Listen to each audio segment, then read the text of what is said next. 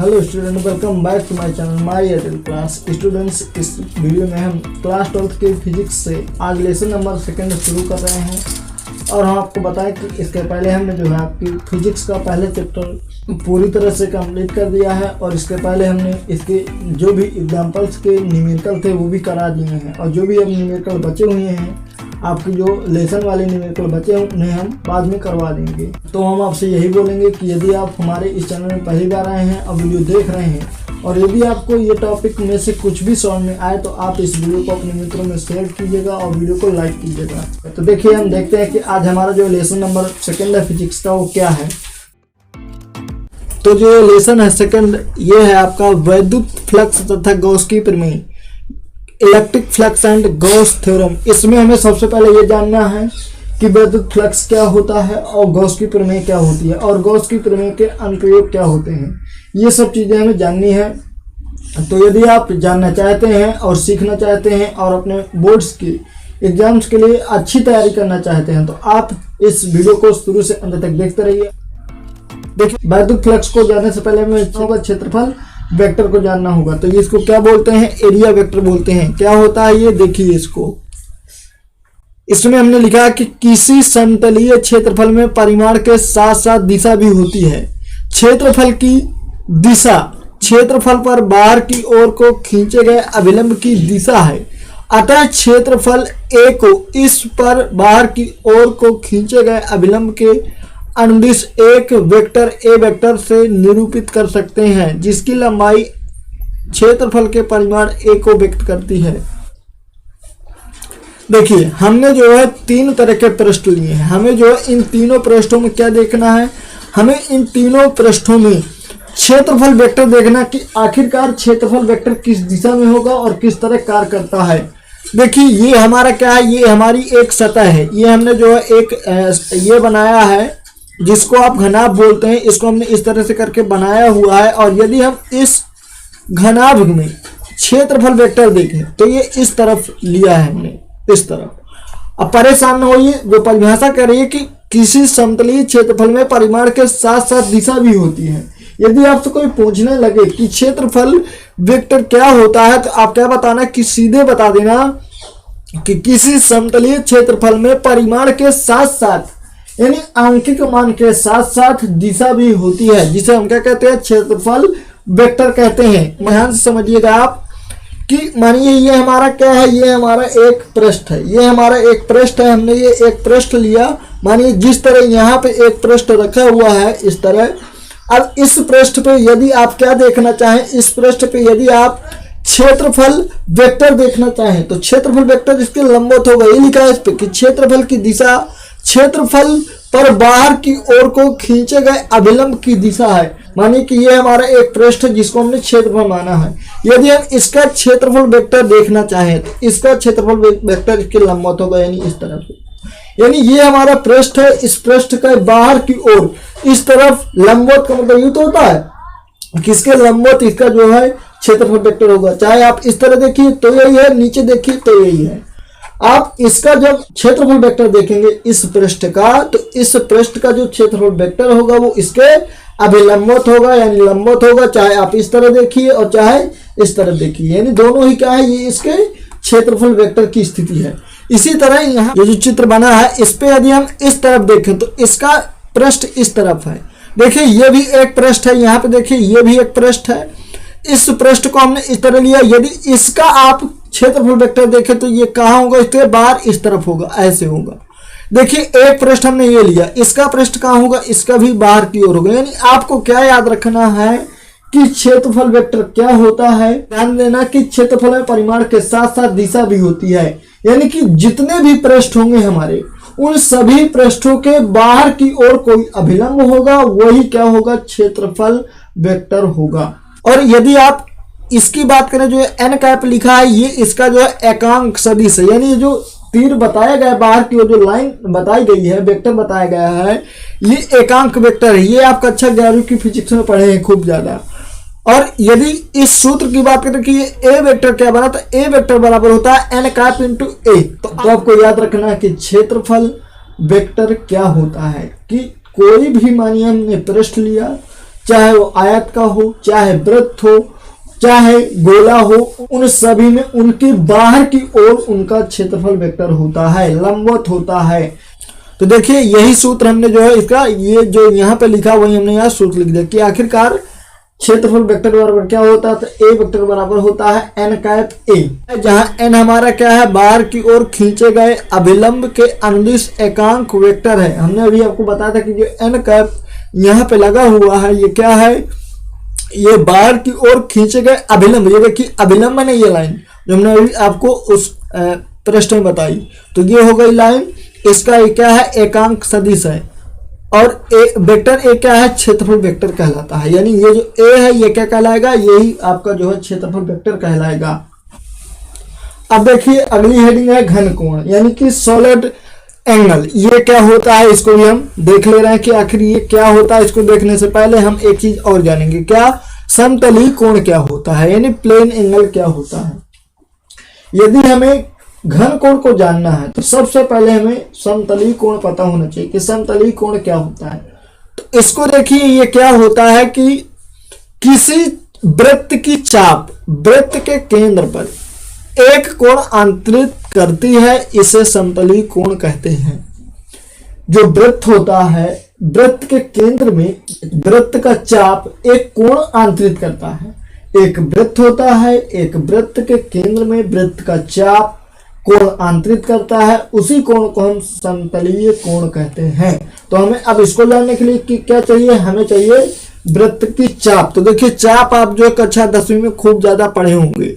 देखिए ये जो चित्र बना हुआ है ये, इस पे ए और बी क्या है, ए और बी क्या है, ए और बी वृत्त की चाप है, चाप है। आप त्रिज्य खंड पढ़े होंगे कक्षा 10वीं में, वही कि ये क्या है, ये ए से बी तक की ये दूरी है, ये वृत्त की चाप है। और जो ये चाप इस वृत्त के केंद्र में, ये केंद्र है, इसके केंद्र में क्या कर रहा है, जो कोण आंतरित करता है, उसी कोण को हम क्या कहते हैं, उसी कोण को समतलीय कोण कहते हैं। ध्यान क्या रखना है, समतल कोण या समतलीय कोण। आप क्या याद रखना कि वृत्त के केंद्र में वृत्त की चाप जब एक कोण आंतरित करती है तो उस कोण को हम समतलीय कोण कहते हैं।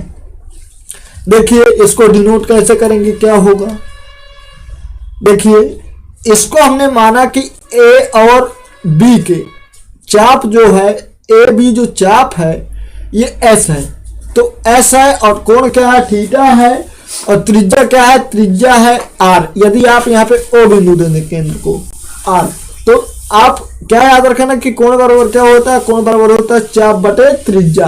तो कोण को कैसे लिखेंगे, कोण को लिखेंगे थीटा से। चाप क्या है, चाप है हमारा ए बी का मान क्या है एस, त्रिज्या क्या है आर। तो देखिए आगे सूत्र क्या बनेगा, ये सूत्र बन जाएगा थीटा बराबर एस बटे आर। यदि आप इसका अवकलन रूप देखें, ये तो हो गया साधारण चीज कि एक सूत्र ही होता है कि थीटा बराबर एस बटे आर होता है। बट यदि इसका अवकलन रूप देखें, यदि आप इसकी फिजिक्स की भाषा में देखें इसको, तो देखिए ये क्या होगा, ये होगा अवकलन रूप में होगा ये क्या, डी थीटा बराबर डी एस बाई आर।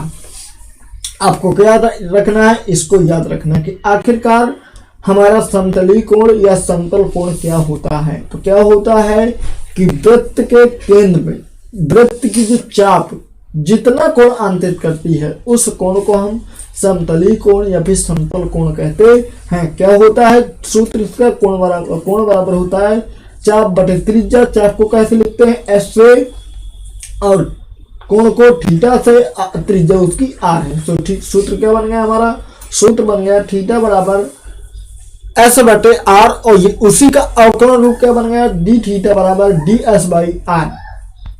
तो ये तो हो गई परिभाषा, सूत्र, ये सब चीजें। अब हम इसका जो है मात्रक देख लेते हैं कि आखिरकार इसका मात्रक क्या होता है। तो इसकी यूनिट क्या होती है, तो इसकी यूनिट होती है रेडियन। रेडियन इसको कैसे लिखते हैं, इसको लिखते हैं आर एडी से। किसे लिखते हैं, आर एडी से।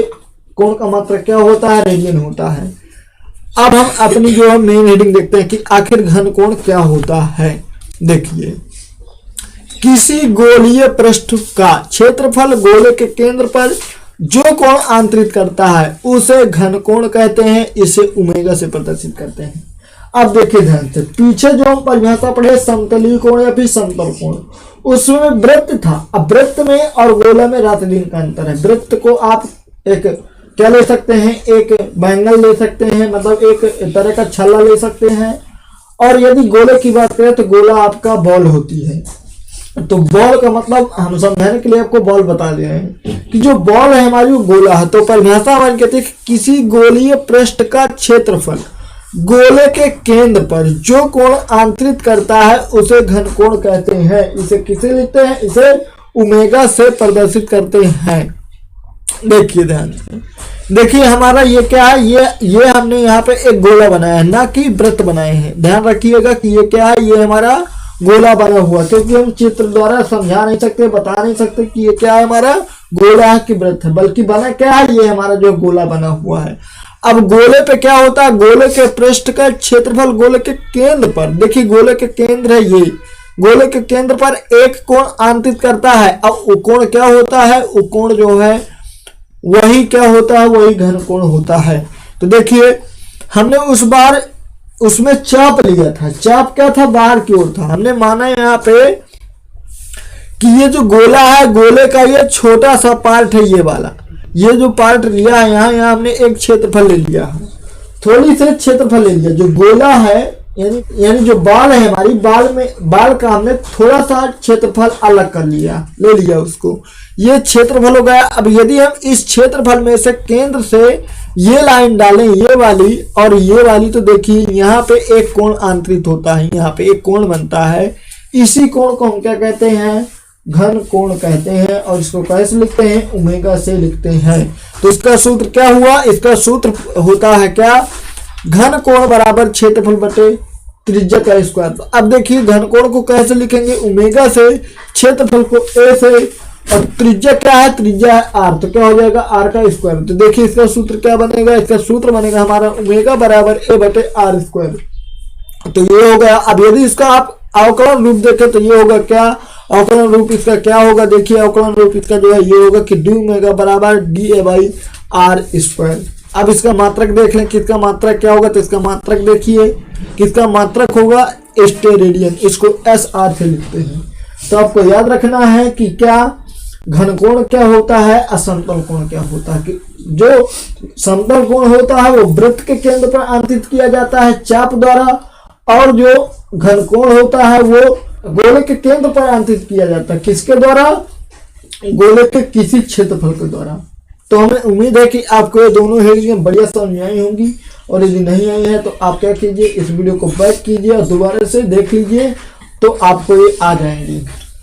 अब देखिए यदि हम डी ए बराबर क्या ले लें, आर स्क्वायर ले लें, तो क्या हो जाएगा, डी ओमेगा बराबर 1 हो जाएगा। कैसे, देखिए ध्यान से, ये जो हमारा सूत्र है डी ओमेगा बराबर D A by R square, तो हमने क्या किया, यहाँ पे हमने ले लिया डी ए बराबर आर स्क्वायर। तो क्या बनेगा, यहाँ देखिए, यहाँ कि डी ए की जगह क्या रख देंगे, आर स्क्वायर, तो आर स्क्वायर बटे आर स्क्वायर क्या हो जाएगा, कैंसिल हो जाएगा, तो आएगा क्या, डी ओमेगा बराबर आ जाएगा हमारा 1। ये तो आता है, इसको क्या कह सकते हैं, इसको हम कह सकते हैं कि आता है एक स्टेरेडियन, हुआ एक घन कोण है जो कि गोले के पृष्ठ के एक भाग द्वारा, जिसका क्षेत्रफल गोले की त्रिज्या के वर्ग के बराबर है, गोले के केंद्र पर आंतरित किया जाता है। यानी सीधे आप ये भी कह सकते हैं कि जो गोले का क्षेत्रफल है, और गोले का क्षेत्रफल और उस गोले की त्रिज्या के वर्ग के बराबर होता है। अतः देखिए थोड़ा सा हम इसका जो है और नोट, यहाँ पे आप नोट टाइप कर सकते हैं कि ये नोट है, यहाँ समझ सकते हैं आप कि गोले के संपूर्ण पृष्ठ का क्षेत्रफल a बराबर 4 पाई आर स्क्वायर है। समझिए ध्यान से कि जो ये हमने यहाँ चित्र बनाया है, गोला बनाया है, तो गोले का जो संपूर्ण पृष्ठ होता है वो होता है 4 पाई आर स्क्वायर। तो हमारा सूत्र क्या है, सूत्र है हमारा ओमेगा बराबर a पान आर स्क्वायर। हम आगे देखेंगे इसको। तो अब एक ही जगह क्या लिखना है, एक ही जगह 4 पाई आर स्क्वायर लिखना है, 4 पाई आर स्क्वायर लिखना। तो 4 पाई आर स्क्वायर हो गया, एक ही बल तो क्या हो गया 4 पाई आर स्क्वायर। अब देखिए आर स्क्वायर से आर स्क्वायर कैंसिल हो गया, तो बचा क्या, ओमेगा बराबर बच गया 4 पाई, और मात्रा क्या हुआ, स्टेरेडियन में। तो अब हम जो मेन हेडिंग देखते हैं कि आखिरकार विद्युत फ्लक्स यानी इलेक्ट्रिक फ्लक्स क्या होता है। जैसे कि आपके लेसन का नाम था वैद्युत फ्लक्स और गॉस की प्रमेय। तो अब हम इसको जो पढ़ेंगे कि आखिर हमारी जो वैद्युत फ्लक्स क्या होता है, इलेक्ट्रिक फ्लक्स क्या होता है। यही है मेन हेडिंग आपकी। अभी तक जो थे उनमें से आपको क्षेत्रफल वेक्टर की परिभाषा याद रखनी है और उसकी दिशा याद रखनी है और उसका सूत्र याद रखना है। और अब जो घन कोण है, आंतरिक कोण है, घन कोण है, समतली कोण है, वो ज़्यादा खास नहीं है, बट ये कि पता होना चाहिए हमें। तो देखिए इसको जो देखते हैं कि आखिरकार वैद्युत फ्लक्स क्या होता है। तो इसकी परिभाषा हमने लिखी है कि किसी पृष्ठ से गुजरने वाली वैद्युत बल रेखाओं की संख्या को वैद्युत फ्लक्स कहते हैं। इसे फाई ई से प्रदर्शित करते हैं। तो देखिए ये एक पृष्ठ है। देखिए हमने लिखा है कि किसी पृष्ठ से, देखिए ये एक पृष्ठ लिखा हुआ है यहाँ पे, ये हमने जो है एक पृष्ठ बनाया हुआ है। ये इस पृष्ठ से, ये पृष्ठ हमने बना लिया यहाँ एक ठो, कोई भी एक पृष्ठ आप बना सकते हैं। ये पृष्ठ हो गया, ये पृष्ठ हो गया। अब परिभाषा हमारी कहती है कि किसी पृष्ठ से गुजरने वाली वैद्युत बल रेखाओं की संख्या। देखिए ये पृष्ठ है और इस पृष्ठ से देखिए ये जो तीर टाइप की लाइनें दिखाई दे रही हैं आपको, ये वैद्युत बल रेखाएं यहाँ से गुजर रही हैं। तो इन्हीं वैद्युत बल रेखाओं की संख्याओं को हम क्या कहते हैं, वैद्युत फ्लक्स कहते हैं। सीधे आप क्या याद रखना कि किसी पृष्ठ से गुजरने वाली, कोई एक पृष्ठ है और उस पृष्ठ से जितनी भी वैद्युत बल रेखाएं गुजरती हैं, उन्हीं वैद्युत बल रेखाओं की संख्या को क्या कहते हैं, हम जो उन्हें कहते हैं वैद्युत फ्लक्स। वैद्युत फ्लक्स को कैसे लिखते हैं, फाई ई से प्रदर्शित करते हैं या फिर लिखते हैं। देखिए हमने यहाँ लिखा कि माना कि किसी वैद्युत क्षेत्र ई में कोई लघु क्षेत्रफल डीए है, तब E vector D A vector के अदिश गुणनफल को क्षेत्रफल डीए से गुजरने वाला वैद्युत फ्लक्स कहते हैं। देखिए ध्यान समझिए, हमने इस पृष्ठ पे, एक पृष्ठ जो हमने लिया था, उस पृष्ठ पे हमने एक छोटा सा यहाँ पे पृष्ठ ले लिया, छोटा सा एक पृष्ठ ले लिया। ये जो वैद्युत क्षेत्र बना भाई, जहाँ पे वैद्युत बल रेखाएं गुजरती है वहाँ क्या होता है, वैद्युत क्षेत्र होता है। तो उसी वैद्युत क्षेत्र के पृष्ठ में हमने क्या, एक ठो हमने छोटा सा क्षेत्रफल ले लिया। ये जो पार्ट आपको यहाँ पे दिख रहा है, ये हमने एक ठो छोटा सा क्षेत्रफल ले लिया। और देखिए ये जो तीर यहाँ पे बनाया गया है, ये तीर क्या है, इसकी जो है क्षेत्रफल वेक्टर की दिशा है। तो ये हो गया। ये यहाँ पे क्या लिया, यहाँ पे ये जो डीए लिखा है, ये हमारा क्या है, क्षेत्रफल है। छोटा सा हमने क्षेत्रफल ले लिया है, उसी वैद्युत फ्लक्स वैद्युत क्षेत्र के भीतर छोटा सा पार्ट हमने ले लिया है डीए। और ये डीए वेक्टर क्या है, डीए वेक्टर इसकी क्षेत्रफल वेक्टर की दिशा है। और ये क्या है, ये वैद्युत क्षेत्र की दिशा है। ये वाला जो तीर यहाँ पे दिख रहा है आपको, ये वैद्युत क्षेत्र की दिशा है। तो ये हुआ जो यहाँ पे किया गया चित्र में, वही यहाँ पे लिखा गया है। क्या लिखा कि माना कि किसी वैद्युत क्षेत्र ई में कोई लघु क्षेत्रफल डीए है, तब ई वेक्टर डीए वेक्टर के अदिश गुणनफल को, यानी इन दोनों के गुणनफल को, किसके किसी गुणनफल को, E vector into DA vector के गुणनफल को, यानी जो वैद्युत क्षेत्र है उसको, और उस पर जो हमने एक एलिमेंट रखा है, छोटी सी वस्तु रख दी या फिर एक छोटा सा क्षेत्रफल ले लिया, उनका गुणनफल क्या होता है, अदिश होता है। और उसे क्या कहते हैं, डीए से गुजरने वाला वैद्युत फ्लक्स कहते हैं। अतः इसको हम क्या लिख सकते हैं, इसको लिख सकते हैं फाई ई बराबर ई वेक्टर इंटू डी ए वेक्टर। यानी इसका सूत्र क्या बना, ये तो बना कि फाई ई बराबर ई वेक्टर इंटू डी ए वेक्टर। भाई इन दोनों के गुणनफल को क्या कहते हैं, इन दोनों के गुणनफल को फाई ई कहते हैं। ये भी आप ध्यान रखिएगा। अब समझिए ध्यान से। अब हम जो है आपको बताएं कि आपने कक्षा 11 में एक सूत्र पढ़ा था। क्या सूत्र पढ़ा था कि ए वेक्टर इंटू बी वेक्टर बराबर होता है ए बी कास थीटा। ये आप पढ़े हैं। अब देखिए ध्यान से, हमने माना कि ये पूरा ए है और ये पूरा बी है, तो इसका सूत्र क्या बनेगा, इसका सूत्र बन जाएगा फाई ई बराबर ई इंटू डी ए इंटू कॉस थीटा।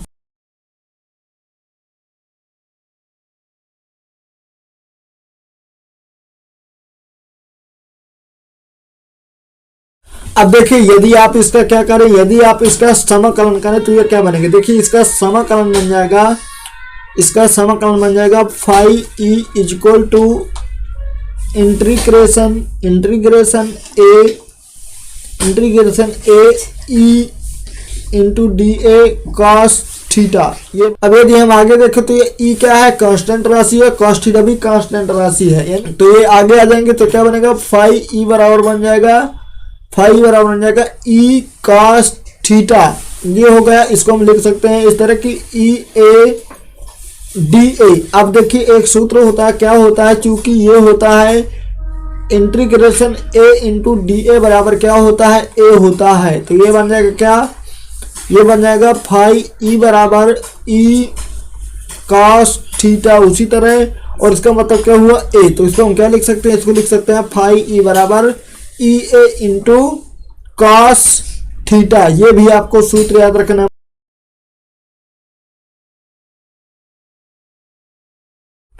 देखिए तो हम इसकी अब जो है विशेष स्थितियां देख लेते हैं कि आखिर इसकी स्थितियां क्या होंगी। तो देखिए इस पे पहली स्थिति है कि यदि समतल पृष्ठ विद्युत क्षेत्र ई के अभिलंबित है, यानी समझिए ध्यान से कि ये हमारा पृष्ठ है, और इस पृष्ठ से मानिए कि इस पृष्ठ से ऐसे विद्युत बल रेखाएं गुजर रही हैं, ऐसे, यानी कि ये विद्युत बल रेखाएं हैं, यानी विद्युत क्षेत्र ऐसे जा रहा, ऐसे है विद्युत क्षेत्र, विद्युत बल रेखाएं इस तरह हैं, और लंबवत यानी इस तरह का जो है पृष्ठ रखा हुआ है। तो तब क्या होगा, तब देखिए क्या होगा, तब थीटा बराबर 0 अंश होगा, अर्थात काश थीटा की जगह क्या हुआ, काश 0 अंश हुआ। तो काश 0 का मान क्या होता है, काश 0 का मान होता है 1।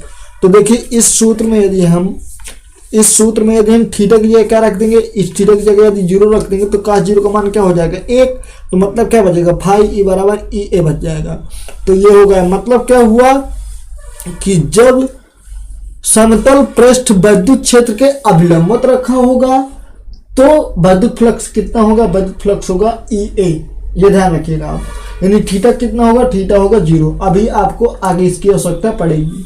और देखिए दूसरी स्थिति इस पे यह है कि यदि समतल पृष्ठ विद्युत क्षेत्र के समांतर है, तो समझिए ध्यान से। अब समांतर का मतलब ये हुआ कि देखिए ये हमारा एक पृष्ठ है, अब इस पृष्ठ, ये पृष्ठ इस तरह क्यों, क्योंकि ऐसे इससे विद्युत बल रेखाएं जा रही हैं ऐसे। तो ये पृष्ठ कैसे रखा है, ये पृष्ठ विद्युत बल रेखाओं के समांतर है। तो थीटा क्या होगा, थीटा होगा 90। समझिए क्यों, क्योंकि इसका क्षेत्रफल वेक्टर होगा इस तरह और इसकी विद्युत बल रेखाएं होंगी इस तरह। तो विद्युत बल रेखाएं और इस पृष्ठ का क्षेत्रफल वेक्टर इस तरह होगा। तो इनके बीच में कितना एंगल कोण बनेगा, 90 का।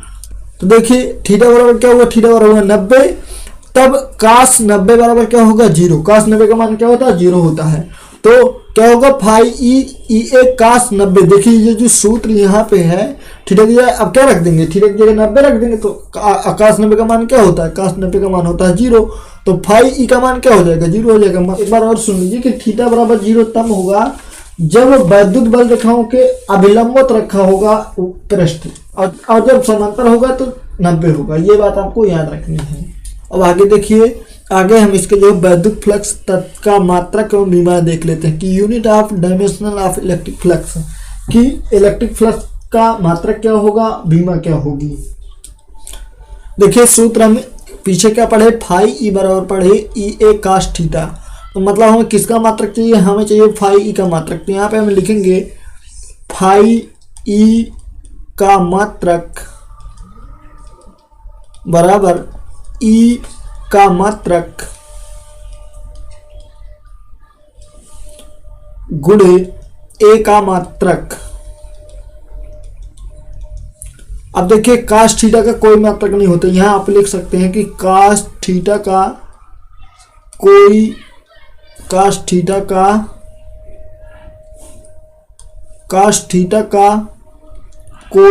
मात्रक नहीं होता है, ये लिख देंगे यहाँ। तो ये क्या बनेगा, अब देखिए विद्युत क्षेत्र है ई, तो विद्युत क्षेत्र का मात्रक हम क्या बताए थे आपको, विद्युत क्षेत्र का मात्रक बताए थे न्यूटन प्रति कूलाम। तो ये हो जाएगा न्यूटन प्रति कूलाम, ये हो गया। गुणे ए का मात्रक, ए क्या है, क्षेत्रफल। क्षेत्रफल का मात्रक क्या होता है, मीटर स्क्वायर। तो ये होगा मीटर स्क्वायर। तो मतलब फाई ई का मात्रक क्या बना, फाई का मात्रक बना न्यूटन मीटर स्क्वायर बटे कूलाम, ये हुआ। इसी को आप इस तरह भी लिख सकते हैं, न्यूटन मीटर स्क्वायर प्रति कूलाम। अगर ये नहीं लिखना चाहते तो इसको ये भी लिखा जा सकता है, newton metre square coulomb inverse. क्यों? क्योंकि इसके ऊपर एक घात लगी है कूलाम के ऊपर, तो ये ऊपर जाएगा जब तो ये माइनस की घात हो जाएगी। तो इसका मात्रक क्या हुआ, फाई का मात्रक हुआ न्यूटन मीटर स्क्वायर प्रति कूलाम या फिर newton metre square coulomb inverse. तो ये होगा इसका मात्रक। और अब इसकी जो बीमा निकाल रहे हैं तो इसका बीमा के लिए यहाँ लिखेंगे थोड़ा सा कि फाई ई का बीमीय सूत्र बराबर क्या होगा, ई की बीमा गुणे ए की बीमा, ये हुआ। अब ई की बीमा के लिए काम कर रहे हैं क्या कि ई बराबर हम पढ़े थे एफ अपान क्यू। तो यहाँ पे लिख दें क्या कि एफ की बीमा बटे क्यू की बीमा, मतलब क्यू क्या है आवेश, एफ क्या है बल। तो यहाँ पे आगे लिख दे ए की बीमा। अब इनके जो है बीमाएं लिख दें और इसके बाद हल कर दें तो उत्तर हमारा आ जाएगा। अब देखिए एफ क्या है बल, और बल की बीमा क्या होती है एम एल टी के पावर -2, ये हो गई बल की बीमा। आवेश की बीमा क्या होती है, आवेश की बीमा होती है ए टी, ये हुआ गुणे। अब ए यानी क्षेत्रफल की बीमा क्या होती है एल स्क्वायर, ये हो गया। जब इसको आप हल कर देंगे तो ये निकल आएगा एम एल के पावर 3 टी के पावर -3 ए के पावर -1, ये हो गई इसकी बीमा। मध्य फ्लक्स की बीमा हो गई और सूत्र हो गया। तो हमें उम्मीद है कि आपको ये सब चीज़ें बढ़िया समझ में आई होंगी। और यदि आप चाहें तो इनको नोट कर सकते हैं, और नहीं यदि आप नोट करना चाहते हैं तो फिर आप इस वीडियो के नीचे जाइए, देखिए इसके नीचे एक डिस्क्रिप्शन दिया होगा, वहां से आप इसका नोट्स डाउनलोड कर सकते हैं। तो यदि आप हमारे इस चैनल में पहली बार आए थे तो आप इस चैनल को सब्सक्राइब कर लीजिए, बेल आइकन प्रेस कर लीजिए और अपने मित्रों में इस वीडियो को शेयर कीजिए।